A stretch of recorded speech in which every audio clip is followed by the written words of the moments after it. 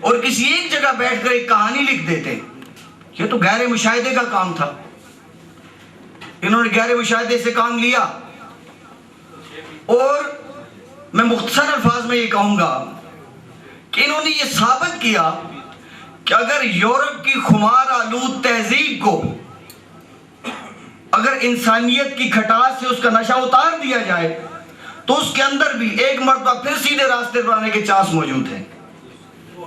نشہ اتارنے کے لیے کھٹاس دی جاتی ہے. خود ان کا اپنا حال یہ ہے کہ وہ ایک شعر تھا کہ دونوں میں صرف لمس و تصور کا فرق ہے، گر ذکر بت کیا ہے تو ذکر خدا نہ کر. یہ ایک عجیب انداز میں سفر کرتے رہے. یورپ کی تہذیب وہ ایک سمندر ہے اور یہ ایک ایسی کشتی کی طرح کہ جو ایک پانی میں اتری ہوئی ہے اور اس کی ایک سائیڈ تو پانی میں ہے لیکن دوسری سائیڈ میں ان کی خواہشات، ان کی اپنی اور ہزار طرح کی جو وہاں چیزیں تھی وہ سب ایک طرف ہے. ایک سائیڈ تو بھیگی جا رہی ہے سمندر میں اور سفر کیے جا رہی ہے اور دوسری سائیڈ میں یہ اپنی ساری خواہشات کو ایک قابو، اپنے نفس کو قابو میں رکھ کے وہاں سے ایسے گزر کے آئے ہیں کہ ذکر بت بھی کیا ہے اور ذکر خدا کو بھی سلامت رکھا ہے. انہوں نے ہر چیز کو قریب سے دیکھا اور میں حیران ہو رہا تھا جب انہوں نے ایک واقعے کا ذکر کیا کہ کس طرح وہ جو ایک ان کے ساتھ تھی، ان کی ہم سفر یا گائیڈ کہہ لیں جو بھی، کہ ایک ایسے ماحول میں ان کے ساتھ بار بار وہ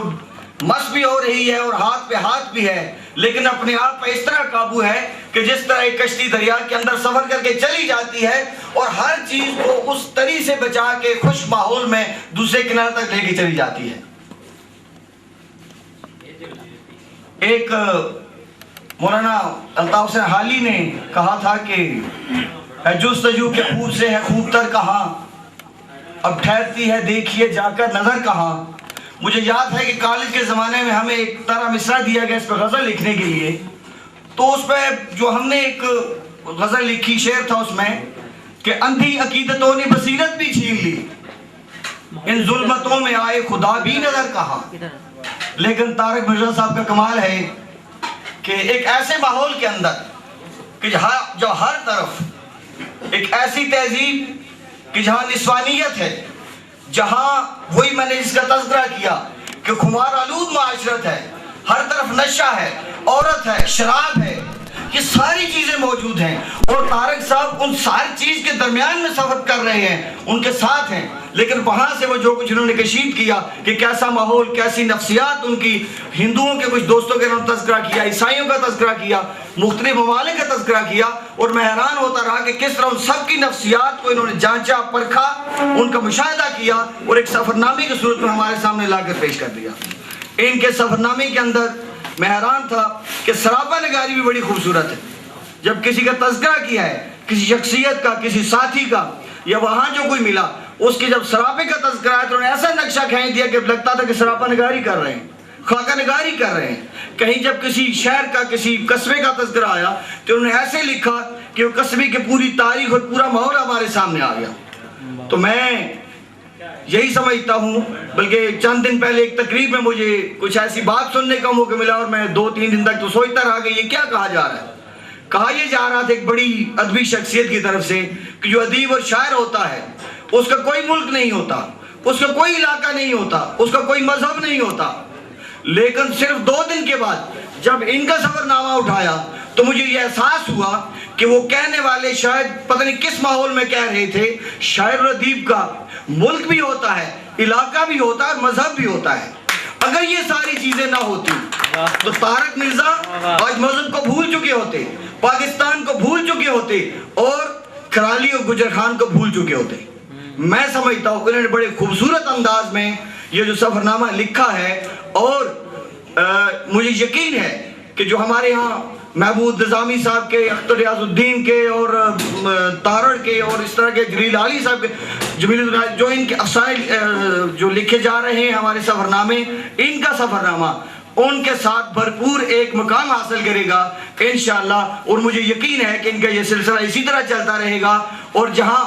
پاکستان کو ان پر فخر ہوگا، پاکستان کے ادب کو ان پر فخر ہوگا، ان کے ساتھ ساتھ وہاں گجرخان میں بیٹھ کر ہم اہل گجرخان بھی ان پر فخر کرتے رہیں گے. جزاک. واہ بھائی واہ. کتاب اور صاحب کتاب کے مختلف پہلوؤں کا احاطہ کر رہے تھے. اس دوران جناب بریگیڈیئر عبدالقیوم صاحب تشریف لائے، ان کو ہم خوش آمدید کہتے ہیں. جناب شمس الرحمان سواتی صاحب، صادق حسن صاحب، اور ہمارے ایک دوست بہت طویل عرصے کے بعد انگلینڈ سے تشریف لائے سلیم اوان صاحب، اور ان سے بھی ہم توقع رکھیں گے کہ وہ بھی جلد ہی کوئی اسی طرح کا جو سفر نامہ جو ہے وہ پیش کریں گے. ان کو بھی خوش آمدید کہتے ہیں. میں اب اظہار خیال کے لیے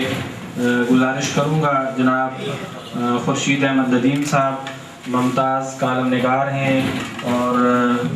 جیو ٹیلی ویژن پہ الف کے نام سے ایک خصوصی پروگرام بھی ان کا جو ہے ہر ہفتے آتا ہے. میں ان سے گزارش کروں گا کہ وہ تشریف لائیں اور اپنے خیالات کا اظہار فرمائیں.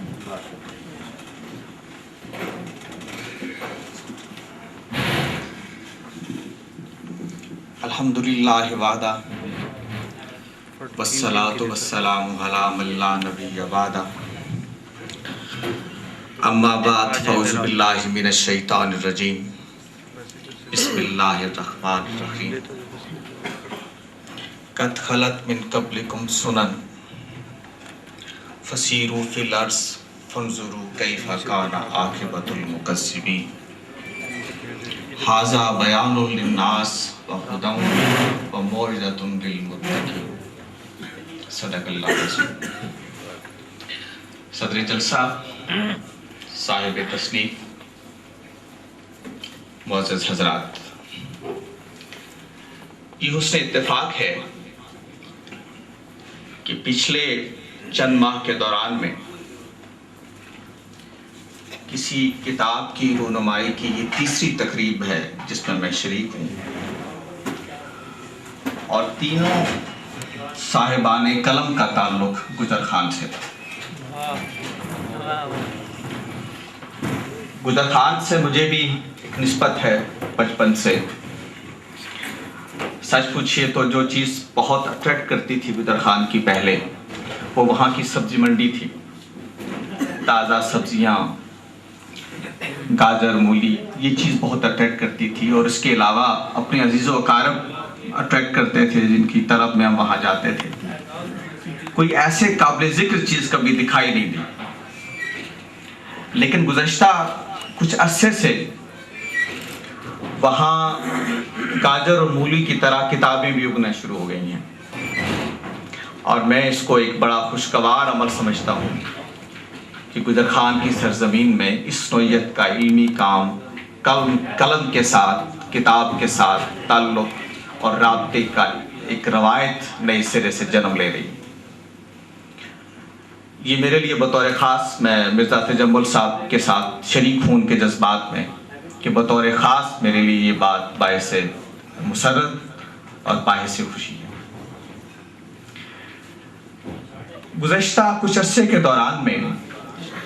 اصناف سخن میں سے دو چیزیں بہت پاپولر ہوئیں،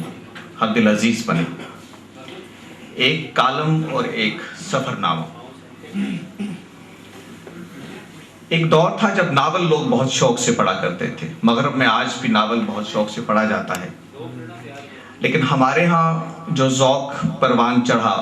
مجھے خیال ہوتا ہے کہ دو چیزیں زیادہ مقبول ہوئیں. ایک کالم مقبول ہوا، شاید اپنی مختصر ہونے کی وجہ سے،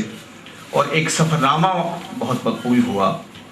شاید بہت لائٹ ہونے کی وجہ سے. سفر ناموں میں جو چیز زیادہ مقبول ہوئی وہ مغرب کے وہ سفر نامے تھے جس میں لوگوں کے بہت ذاتی نوعیت کے تجربات تھے. اور شاید مغرب میں رہنے والی جو چیزیں ہیں جو یہاں سے بیٹھ کے بہت اٹریکٹ کرتی ہیں، اور مشرق کے کسی نوجوان کی کچھ ناسودہ خواہشوں کی تسلی اور تسکین کا کچھ سامان ان میں پیدا ہوتا ہے، تو ان افسانوں کے ساتھ ساتھ ان سفر نامے کو بھی بہت مقبولیت ہمارے ہاں ملتی چلی. میں جب مرزا صاحب کا سفر نامہ پڑھ رہا تھا، اس کو دیکھ رہا تھا، تو مجھے عطا اللہ قاسمی کی ایک بات یاد آئی جو مستنصر حسین تارڑ کے سفر ناموں پر تبصرہ کرتے ہوئے انہوں نے لکھی تھی.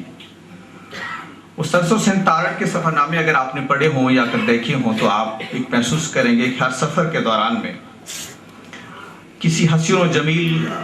मेम के साथ, एक दोशीज़ा के साथ उनकी ज़रूर मुलाकात होती है, जो उनके साथ आके बैठ जाती है सफ़र में और बस में बैठ जाती है और कुर्ब का इजहार करती है। तो अताउल्लाह कासमी ने एक दफ़ा लिखा कि मैं लंदन में कहीं सफ़र कर रहा था किसी बस में,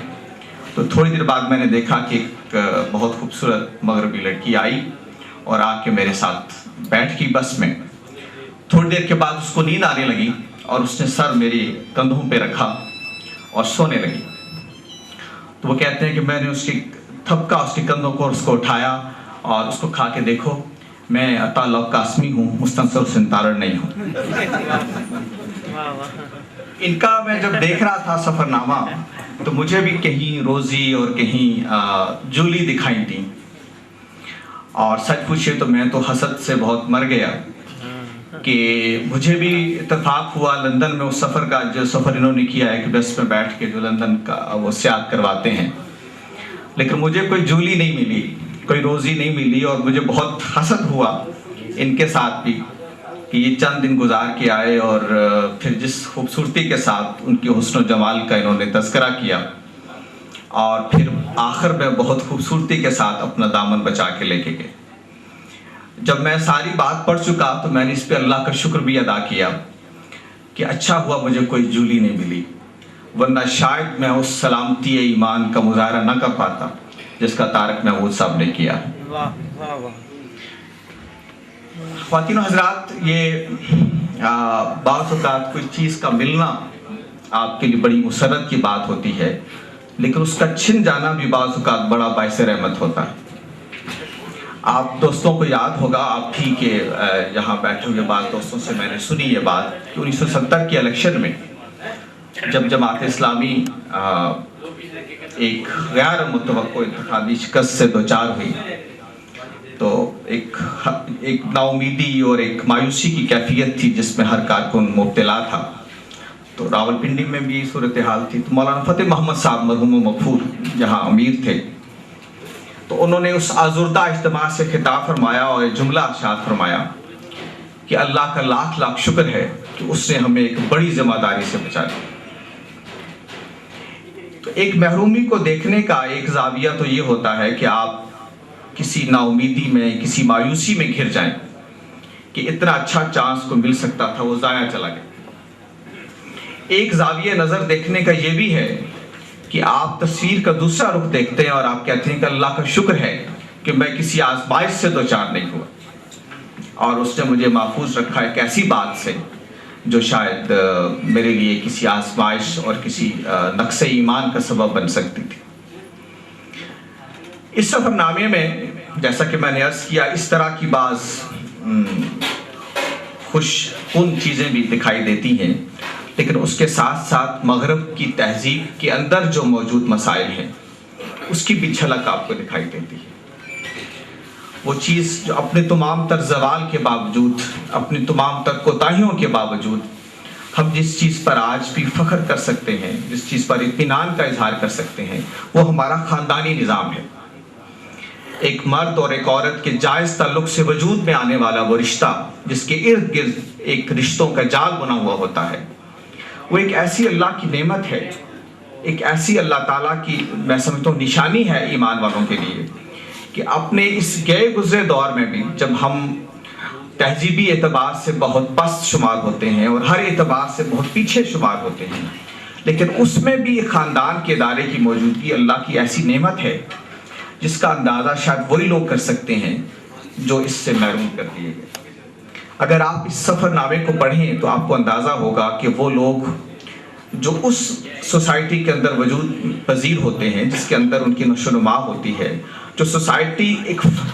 एक सेल्फ सेंटर्ड सोसाइटी है जहाँ हर फर्द इनफरादी हैसियत में ज़िंदगी गुजारता है, वहाँ जब उसको अंदर से आप कुरेदते हैं, जब उसके ज़ख्मों को आप जानने की कोशिश करते हैं, तो किसी माँ की ममता, किसी बाप की शफ़क़त की तलब उसके अंदर मौजूद होती है। اور وہ جولی جو لندن میں ان کو ملی تھی اور جو اپنے گھر کی بربادی کا نوحہ لیے پھر رہی تھی گلیوں اور بازاروں میں، اس کو جب یہ توجہ دلائی گئی کہ آج بھی اس کی ماں کی گود اس کے لیے کس طرح سے شفقت کے احساس سے بھری ہوئی منتظر ہے، اور کیسے اس کے باپ کی شفقت آج بھی اس کے آنسوؤں کو سمیٹنے کے لیے موجود ہے، تو کیسے اس کے لیے تاریکی میں ایک امید کی کرن روشن ہوگی۔ تو انسان کی فطرت تو کہیں نہیں بدلتی، تہذیب، تمدن اور خارجی حالات اس پر بلا شبہ اثر انداز ہوتے ہیں، لیکن اس کے اندر وہ جو موجود اصل چیز ہے، جس پہ اندر اس کی خلقت کا انحصار ہے، جس پر اس کی شخصیت کی اساس رکھی گئی ہے، وہ اسی طرح اس کے اندر موجود ہوتی ہے۔ بس ذرا چنگاری دکھا دیں، بس ذرا دیا سرائی دکھا دیں، تو آپ محسوس کریں گے کہ کیسے شعلے اگلنے لگتی۔ خواتین و حضرات، یہ چیز میں نے اس سفر نامے میں محسوس کی کہ آدمی کیسے اگر تہذیبوں کی بنیادی اقدار سے واقف ہے تو ان تجربات سے گزرتا ہے اور ان کے اندر سے وہ چیزیں نمایاں کرتا چلا جاتا ہے جو انسانیت کا مشترکہ ورثہ ہیں، انسانیت کی مشترکہ میراث ہے۔ قرآن مجید نے ایک وجہ، جیسے میں نے ایک سورہ آل عمران کی ایک آیت آغاز میں تلاوت کی تھی، تو سیر و سیاحت کی ایک وجہ یہ بھی بتائی ہے، ایک غرض یہ بھی بتائی ہے کہ دنیا کے اندر جو لوگ ان بنیادی سچائیوں کو بھول جاتے ہیں، جو اپنے پروردگار کی عطا کی ہوئی چیزوں کو بھول جاتے ہیں، جو عہد الست کو بھول جاتے ہیں، تو پھر وہ کس طرح کی ذلتوں سے گزرتے ہیں۔ قرآن مجید میں یہ فسیروا فی الارض کی بات کم و پیش 3 جگہ آئی ہے، اور تینوں جگہ یہ کہا گیا ہے کہ ان عبرت کے مقامات کو ضرور دیکھا جانا چاہیے جو انسانوں کی تباہی کا باعث بنے، اور ان سے سبق حاصل کیا جانا چاہیے۔ عبرت کے یہ مقامات ماضی میں نہیں ہیں، حال میں بھی ہیں۔ وہ مغرب کی جولی بھی عبرت کا ایک مقام ہے، وہ روزی بھی عبرت کا ایک مقام ہے، وہ وہاں کے محلات اور قدیم جو تہذیب کے ابھی نقوش ہیں وہ بھی ایک مقام ہے۔ ان سب کو اس لیے دیکھا جانا چاہیے کہ آپ ان سے سبق حاصل کریں، ان سے عبرت پکڑیں اور اندازہ کریں کہ جو لوگ بنیادی سچائیوں کو جھٹلاتے تھے ان کا انجام کیا ہو۔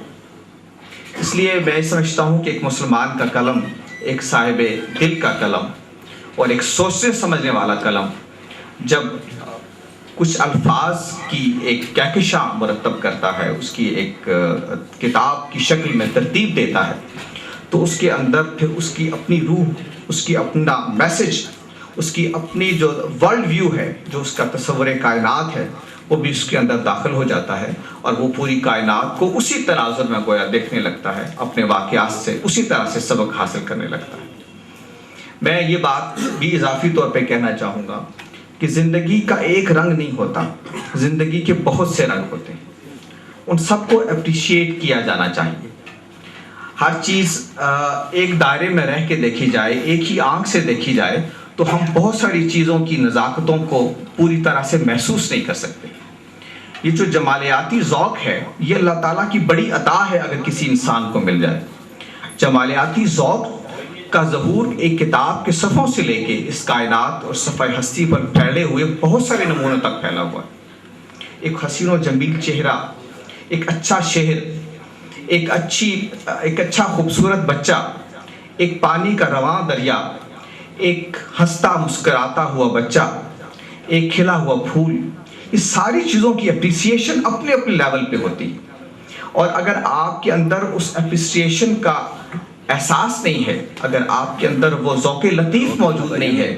جو ان چیزوں کو سمجھ سکے، تو میرا خیال یہ ہے کہ بہت ساری چیزوں سے یہ محرومی کے برابر ہے۔ مولانا ابوالکلام آزاد کے خطبات کے خطوط کسی نے اگر پڑھے ہوں تو اس میں آپ کو اندازہ ہوگا کہ صرف موسیقی پر جو کچھ انہوں نے لکھا اپنی آخری خط میں، وہ کچھ صاحب ذوق ہی لکھ سکتا ہے۔ جو موسیقی سے نہیں واقف، جس کو کبھی اس کی ایک جھلک دیکھنی نصیب نہیں ہوئی، جو اس کے اندر چھپی ہوئی لطافتوں کو، جس کا ذوق لطیف کبھی محسوس نہیں کر سکتا، وہ نہیں جان سکتا کہ موسیقی کیا چیز ہے، وہ نہیں جان سکتا، وہ ابوالکلام کی طرح کبھی اس کو بیان بھی نہیں کر سکتا۔ یعنی ابوالکلام کا قلم تو تھا ہی ظاہر اللہ تعالیٰ کا ایک خصوصی نشانیوں میں سے تھا، لیکن اگر آپ کے اندر وہ ذوق لطیف موجود نہیں ہے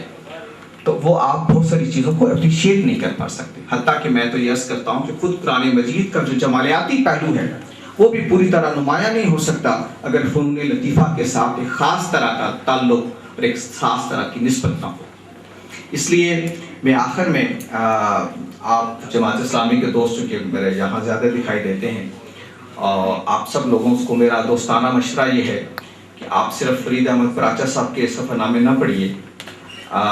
طارق مرزا صاحب کا سفر نامہ بھی ضرور پڑھیے، انشاءاللہ آپ کے ذوق لطیف کی تصویر کا بہت سا سامان ملے گا۔ باقی دعوانا الحمدللہ رب العالمین۔ صاحب کے بھائی بھی ہیں اور اس تقریب کے بھی اہتمام میں انہوں نے اہم کردار ادا کیا ہے، خالد مرزا صاحب۔ الحمدللہ رب العالمین والعاقبۃ للمتقین والصلاۃ والسلام علی رسول الکریم، اما بعد اعوذ باللہ من الشیطان الرجیم، بسم اللہ الرحمن الرحیم۔ محترم جناب صدر مجلس ڈاکٹر فرید احمد پراچا صاحب، جناب علیم قریشی صاحب، رشید ندیم صاحب، اور میرے جگر کا ٹکڑا طارق محمود مرزا صاحب، میرے محترم بھائیوں، میں تو پیچھے بیٹھنا چاہتا تھا، مجھے ابھی آفر صاحب نے کہا کہ آپ بھی آئیں۔ میرے بھائی ارشد مرزا صاحب نے میرے ماں اور میرے باپ کے اس لاڈلے اور ان کے جگر کے ٹکڑے کا جس کا تذکرہ کیا کہ وہ جو بچہ پیدا ہوا اور اس وقت میں جب اپنے والدین سے سنتا رہا کہ انہوں نے کیا امیدیں تھیں، سب سے پہلے تو میرے بھائی کمانڈر طالب صاحب اور پھر طارق بھائی، قدم بقدم اس چھوٹے سے گاؤں میں پیدا ہونے والا یہ بچہ اور اس 2 کمرے کے اسکول میں پڑھنے والا وہ بچہ اپنے پرائمری اسکول میں اسکالرشپ اس نے لی، ساری وہ باتیں جو میرے بھائی ارشد مرزا نے بتا دی۔ میں تو صرف آپ سے التجا کرنے آیا ہوں کہ دعا کیجئے کہ ہم سارے تینوں بھائیوں کو صراط مستقیم پر رکھیں۔ جو اس وقت ہماری آپس میں ایک جذباتی کیفیت ہے، میں تینوں بھائیوں میں چھوٹا ہوں، لیکن گھر کے اندر ایک چھوٹے سے چھوٹا ایک کاغذ اٹھا کر بھی اگر یہاں سے وہاں رکھنا ہے، انہوں نے کبھی اپنے اختیارات انہوں نے استعمال نہیں کیے، جو میں کہتا ہوں وہی یہ بھائی کرتے ہیں۔ اور ہم نے بچوں کو بھی اسی راستے پہ، اس دن جب بچوں کی خوشی کی تقریب تھی تو میری بڑی جذباتی کیفیت تھی کہ میری ماں اور باپ نے جو چھوٹا سا پودا لگایا تھا، اور پھر میرے بھائی نے، شاید ہم ڈر رہے تھے کہ پردیس میں جا کر کہیں اس راستے سے ہٹ نہ جائے، آج ہم اللہ کا شکر ادا کرتے ہیں کہ اپنے ماں باپ کی دی اس روشنی کو انہوں نے ابھی تک تھاما ہوا ہے، اور آپ سے بھی التجا ہے کہ آپ دعا کیجئے کہ اس روشنی کو ہم آگے تک پہنچا سکیں۔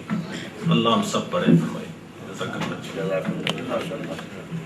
اس کو کسی ایسے جو ہے وہ راستے پر چلنے نہیں دیتی جو ہے وہ فطرت کا راستہ نہ ہو اور جو اس کی تربیت کا جو ہے وہ حصہ نہ رہا ہو۔ اب میں مختصر اظہار خیال کے لیے گزارش کروں گا ادبی تنظیم خوشبو کے صدر ملک محمد اعظم صاحب سے کہ وہ تشریف لائیں اور اپنے خیالات کا اظہار فرمائیں۔ ملک محمد اعظم صاحب۔ اعوذ باللہ السمیع العلیم من الشیطان الرجیم، بسم اللہ الرحمن الرحیم، الحمدللہ وکفی، سلام علی عباد الذین اصطفیٰ، صدق اللہ مولانا العظیم۔ صاحب صدر محترم جناب ڈاکٹر فرید احمد پراچا صاحب، مصنف جناب طارق محمود مرزا صاحب، میرے بھائی رشید ندیم صاحب، علیم قریشی صاحب اور دیگر معزز بزرگوں اور بھائیوں دوستوں، سب سے پہلے تو میں محترم طارق محمود مرزا صاحب کو ان کے سفر نامہ پر دل کی اتھاہ گہرائیوں سے مبارکباد پیش کرتا ہوں۔ میں نے اس کتاب کا مطالعہ کیا ہے اور حقیقت یہ ہے کہ جوں اس کتاب کو آدمی پڑھتا ہے تو اس کو چھوڑنے کو دل نہیں کرتا جب تک یہ مکمل نہ ہو جائے، اور میں نے کوئی 3-4 قسطوں میں یا نشستوں میں اس کو پڑھا ہے، اور یہ کتاب پڑھتے ہوئے مجھے بار بار مولانا سید ابو العلا مودودی کی وہ تحریر یاد آتی رہی ہے جو انہوں نے ڈاکٹر علامہ اقبال کی وفات پر لکھی تھی۔ انہوں نے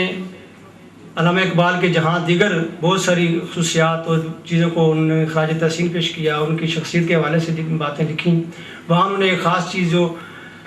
لکھی وہ ان کے دور طالب علمی کی تھی، اور جو یورپ میں وہ رہے اور وہاں تعلیم حاصل کی، اس دوران کا انہوں نے تذکرہ کیا اور فرمایا کہ علامہ اقبال نے وہاں یورپ کو دیکھا ہے، اس کے وہاں اتنا عرصہ گزارا ہے،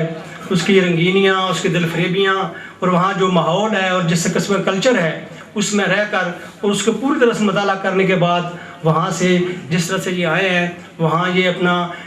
یعنی کہ اس ماحول کی وجہ سے اور اس کی مطالعہ اتنا قریب سے انہوں نے کیا ہے کہ وہاں ان کا اپنا جو ایمان ہے وہ اسلام پر اور قرآن پر اور پختہ ہوا ہے. تو میں سمجھتا ہوں کہ جس طرح طارق محمد مرزا صاحب نے بھی اپنے احوال بیان کیے ہیں اور مختلف جو شخصیات سے ان کی ملاقاتیں ہوئی ہیں اور جو ماحول انہوں نے جس بیان کیا ہے وہ واقعی ماحول تو وہاں اسی طرح کا ہے، دل فریبیاں ہیں، رنگینیاں ہیں اور بہت کچھ وہاں جو ہے وہ چیزیں میسر تھیں، لیکن انہوں نے اپنے آپ کو جس طرح سے اس ماحول سے الگ تھلگ رکھا اور جس طرح روزی اور جولی کا ذکر کیا، وہاں ڈیوڈ کا بھی انہوں نے ذکر کیا ہے جو بزرگ تھے ان کے ساتھ ہم سفر اور ان کے جو حالات انہوں نے بیان کیے ہیں. اور میں سمجھتا ہوں وہ ہر جگہ جہاں سیاسی بات آئی ہے پاکستان کے حوالے سے وہاں انہوں نے کھل کر اور بڑے دللے سے اور بڑے دلائل کے ساتھ اپنا ملک کی جو پوزیشن ہے، جو اس کی حیثیت ہے، جو مقام ہے اس کو بیان کیا ہے. انہوں نے اسلام کی بات آئی ہے تو وہاں اسلام کو انہوں نے اپنے طور پر پیش کیا ہے، جس طرح کہ مومن کا فرض ہے کہ وہ اسلام کی وہاں وکالت کرے اور اسلام کے نمائندے کے طور پر بات کرے. اور جہاں تہذیب کی اور ثقافت کی بات آئی ہے وہاں بھی انہوں نے اپنے ملک کو ہمیشہ یاد رکھا ہے، اپنے علاقے کو یاد رکھا ہے، یہاں کے کلچر کو، یہاں کی تہذیب کو، یہاں کی مٹی کو، ان کے اندر جو رچی بسی ہوئی تھی اس کا اظہار انہوں نے جا بجا کیا ہے. اور وہاں کی رنگینیوں سے یہ متاثر نہیں ہوئے بلکہ ان کا مطالعہ کیا ہے، مشاہدہ کیا ہے اور ان کے جو کمزوریاں ہیں وہ بھی بیان کی ہیں، جو اچھائیاں ہیں ان کو بھی انہوں نے بیان کیا ہے. اور انہوں نے اپنا رشتہ جو ہے اپنے ملک کے ساتھ، اپنے وطن کے ساتھ اور اپنی مٹی کے ساتھ برقرار رکھا ہے. تو یہ ان کی میں سمجھتا ہوں کہ سب سے بڑی اس کتاب کے مطالعے سے جو چیز سامنے آتی ہے وہ ان کی اپنے ملک کے ساتھ، اپنی ملت کے ساتھ، اپنے اسلام اور پاکستان کے ساتھ ان کی جو کمٹمنٹ ہے، جو ان کا اس کے ساتھ گہرا لگاؤ ہے وہ اور میں سمجھتا ہوں کہ مضبوط ہوا ہے. اور جو کتاب یہ پڑھیں گے لوگ میں سمجھتا ہوں کہ وہ بھی فخر کریں گے کہ ایک فرد نے یورپ میں رہ کر اور یورپ کے لوگوں سے ملاقات اور گفتگوؤں میں اپنی جو اسلام کی برتری ہے، جو پاکستان کے یہاں ہمارے مشرقی اقدار ہیں، تہذیب ہے، اس کے حوالے سے جو گفتگو کی ہے، جس طرح کے دلائل دیے ہیں وہ وہاں میں سمجھتا ہوں کہ یہ ان پر اس پر یہ مبارکباد کے میں مستحق مرزا صاحب اور جس طرح کے ماحول میں اور جس طرح کے افراد سے ان کو سابقہ پیش آیا اور جن کا سفر رہے ان پر انہوں نے اثرات اپنے ڈالے ہیں. میں سمجھتا ہوں کہ انہوں نے ان کو وہ ان سے متاثر ہوئے ہیں بجائے اس کے کہ یہ ان سے متاثر ہوتے، وہ ان سے متاثر ہوئے ہیں اور انہوں نے ان کے جو مشکلات تھیں، جو مصائب تھے ان کو کم کرنے اور ان کو حل کرنے میں ان کی مدد کی ہے، ان کی رہنمائی کی ہے اور انہیں یہ احساس دلایا ہے کہ انہیں اس طرح کی زندگی کی بجائے اس طرح کی زندگی گزارنی چاہیے اور اس کا راستہ جو ہے وہ اختیار کرنا چاہیے. اور یورپ کے لوگوں نے جس طرح یہ آسٹریلیا میں پچھلے 12-15 سال سے مقیم ہیں تو یورپ کے لوگوں نے بھی بلکہ وہاں کئی لوگوں نے اس خواہش کا اظہار کیا کہ وہ یہاں رہتے ہیں اور یہاں کے ماحول اس چیزوں سے وہ تنگ آئے ہوئے ہیں، اکتائے ہوئے ہیں. وہ انہوں نے اس پر فخر کا اظہار کیا کہ آپ آسٹریلیا میں رہتے ہیں اور ہماری بھی خواہش ہے کہ ہم آسٹریلیا جائیں اور آسٹریلیا کو دیکھیں. یہ پرامن علاقہ ہے اور خوبصورت علاقہ ہے، یعنی یورپ سے بھی زیادہ اس کو ان کے نزدیک اس کی اہمیت ہے. تو میں سمجھتا ہوں کہ میرے طارق محمد مرزا صاحب نے یہ جو اپنا سفر نامہ لکھا ہے اور اس میں ایک بات جو خاص طور پر جو نوٹ کرنے والی ہے وہ یہ ہے کہ یہ کوئی وہاں یعنی کسی ملازمت کے سلسلے میں یا کسی وفد کے ساتھ یا اس طرح نہیں گئے ہیں، یہ باقاعدہ یعنی طے کر کے اور سفر پر گئے ہیں. یعنی جیسے ہمارے یہاں لوگ ابو العموم جو ہے یہ لوگ سمجھتے ہیں کہ سفر یا یہ جو چیزیں ہیں یہ بعض انگریزوں کی یا بڑے کھاتے پیتے لوگوں کا. پر سفر نامے کے صنف میں طارق محمد مرزا صاحب نے ایک اچھا اضافہ کیا ہے اور یہ پاکستان کے ادبی ماحول میں اور ادبی حلقوں میں انشاءاللہ یہ پذیرائی حاصل کرے گا. میں ایک دفعہ پھر جناب طارق محمد مرزا صاحب کو مبارکباد پیش کرتا ہوں اور تمام حاضرین کا خاص طور پر جناب ڈاکٹر فرید احمد پراچا صاحب کا شکریہ ادا کرتا ہوں کہ وہ اس تقریب کے لیے خاص طور پر لاہور سے تشریف لائے ہیں. وعلینا الا البلاغ. منظر ایک ہی واقعہ اور ایک ہی جو ہے وہ حادثے کو دیکھ کر مختلف لوگ جو ہے وہ دیکھتے ہیں اور اس کو گزر جاتے ہیں. ایک ہی واقعہ جو ہے وہ کئی لوگ دیکھتے ہیں اور ہر دیکھنے والا جو ہے اس کا اپنا ایک مشاہدہ ہوتا ہے، اس کی اپنی ایک سوچ ہوتی ہے اور اپنی ایک فکر ہوتی ہے. لیکن بہت سارے لوگ جو ہے یہ ساری چیزیں اپنے تک جو ہے محدود رکھتے ہیں، کہیں پہ جاتے ہیں اور آتے ہیں اور جو بھی جو ہے ان کے تجربات اور مشاہدات ہوتے ہیں وہ ان کے اپنے تک جو ہے وہ محدود رہتے ہیں.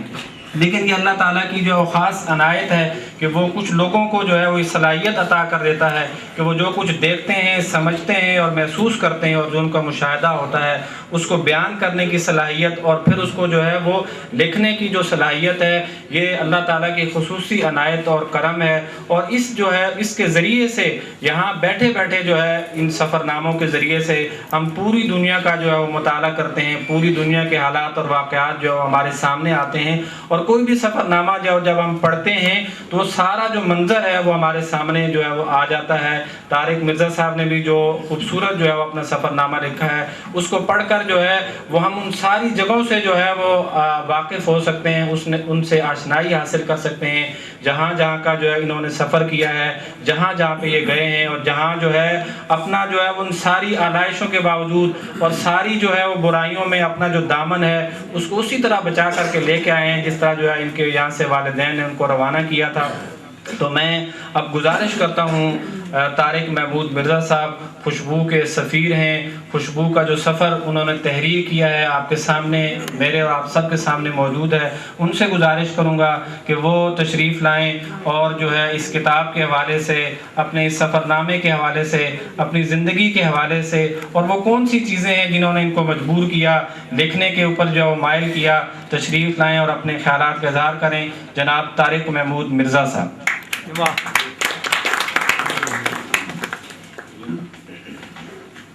صدر محفل جناب ڈاکٹر فرید احمد پراچا صاحب، مہمان خصوصی صدر خوشبو ملک اعظم صاحب، معزز مہمان گرامی اور دوستوں، اتنی اچھی تقریریں ہو چکی ہیں اور اتنے پروفیشنل مقررین نے تقریریں کی ہیں کہ اب میرے جیسا کم بولنے والا اور زیادہ لکھنے والا شخص شاید کچھ نہ کہہ پائے۔ میں تھوڑا سا کتاب کے بارے میں بات کرنا چاہوں گا، اور اس سے زیادہ میں اردو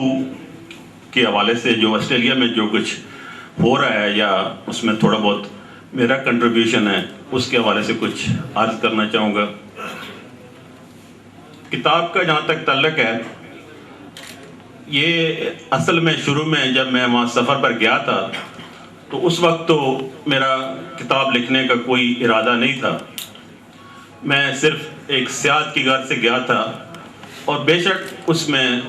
مطالعاتی ایک جو حص ہوتی ہے اس کی تسکین کے لیے بھی گیا تھا۔ لیکن جب میں وہاں گیا اور سفر کے دوران ایسے کرداروں سے ملاقات ہوئی، ایسے واقعات پیش آئے اور ایسی کہانیاں میرے سامنے آئیں جو نہ صرف عام قارئین کے لیے بلکہ ایک پاکستانی ہونے کے ناطے خود میرے لیے اور میرے خیال میں میرے قارئین کے لیے بھی باعث فخر ثابت ہوتی۔ جیسے سوئٹزرلینڈ میں ملنے والا مجھے ایک کپل جو تمام پاکستانیوں کو فرشتہ سمجھتے ہیں، اور ان کی کہانی اور اس کا بیک گراؤنڈ اس کو لوگوں تک نہ پہنچانا میرے خیال میں وہ ناانصافی تھی۔ اس کے باوجود بھی آسٹریلیا جیسی مصروفیات سے بھرپور زندگی میں کتاب لکھنا میرے لیے خاصا مشکل کام تھا۔ حالانکہ میں اخبار جو ہے وہ جاتے ہی، میں 93 میں آسٹریلیا گیا تھا اور تقریباً 2-3 سال کے بعد ہی میں نے وہاں پر پہلا باقاعدہ اردو اخبار میں نے شروع کیا تھا۔ وہ ایک الگ کام تھا، صحافتی ذمہ داری الگ ہوتی ہے، ادبی میدان الگ ہوتا ہے۔ میں اس سے پہلے بھی کہانیاں اور افسانے لکھتا رہا اور اب بھی لکھ رہا ہوں، اور یہ سلسلہ تو ساتھ ساتھ چلتا رہتا ہے، لیکن پوری اور مکمل کتاب لکھنا اور وہ بھی نثر، یہ لکھنے والوں کو پتہ ہے کہ اس کے لیے کتنا وقت درکار ہوتا ہے، اور خاص طور پر یورپ کی لائف میں۔ لیکن یہ چیزیں سامنے آئیں اور اس کے بعد پھر یہ ہوا کہ وہ اخبار جب